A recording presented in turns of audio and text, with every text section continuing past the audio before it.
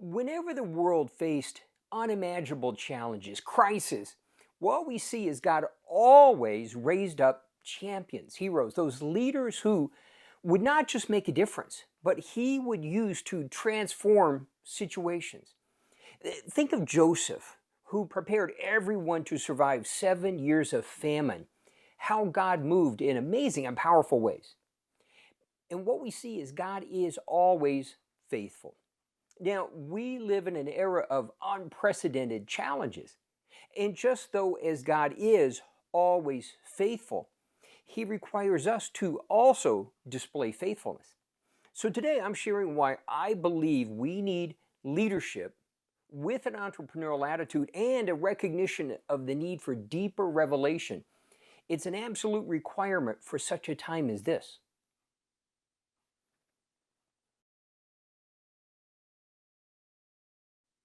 God has always had those that he would have rise to the occasion. They would not just cope with situations, but truly transform them through him, through his power. Think of not just Joseph, we have Daniel, we have Esther for such a time as this. And the list goes on and on and on. See, we have to recognize that rather than waiting for God to do something, God's plan from the beginning is that we would be his representatives, his instruments. So he rather is waiting on us, that he desires to work and to move through us. Again, he is always faithful, but it also requires faithfulness on our part to see that true transformation happen. And we do live in an era of unprecedented upheaval, unprecedented challenges. Now, rather than being scary, that's an opportunity for great news, for great opportunity. Why? For great optimism. Because God does desire to work through his people. So I want to touch on 3 points. First off, on leadership. We need to understand leadership is not a position, it's not a title, but it's a function. More than anything, it's an attitude. And God calls his people to be leaders in the world around them. Wherever you are, whatever your role, whether it's in business, family, ministry, whatever it is, God calls his people to be leaders in the world around us. That we wouldn't just sit back and wait, but rather we would begin to move forward. And then combining that with an entrepreneurial attitude. But let's stop right there for a second. See, most people's perception of entrepreneur is a business person, someone who's flipping businesses.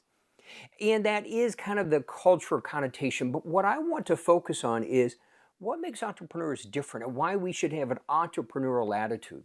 See, entrepreneurs don't just go start a business for business sake, but a typical entrepreneur is looking for creative solutions which create opportunities. Now, they build a business out of that. But at the same time, God's people, we have the Holy Spirit whose entire role is to guide us into, lead us into all truth.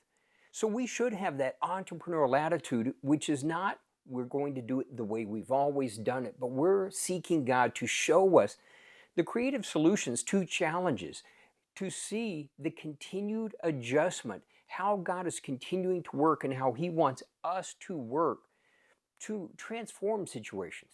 So by having an entrepreneurial attitude, we are not relying on our strength, because what we can accomplish in our ingenuity is limited in comparison to tapping into the infinite God and having him give us those creative ideas, those creative solutions to every challenge that faces us. And then finally, adding to it that necessity for deeper revelation in him.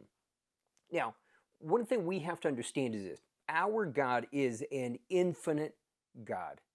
And along with that, that means there is continued, deeper, and infinite revelation in him. We have a tendency to get a bit of revelation and run with that, which isn't necessarily a bad thing, but we also need to recognize there is always more. Ephesians 1, Paul prays this. He prays that God would give them a spirit of wisdom and revelation in their knowledge of him, and that their eyes of their hearts would be enlightened to see the hope of his calling and the riches of his inheritance. But this word gets really good, and he goes on and says, and the surpassing greatness of his power to us that believe. There is so much more that God has available to us.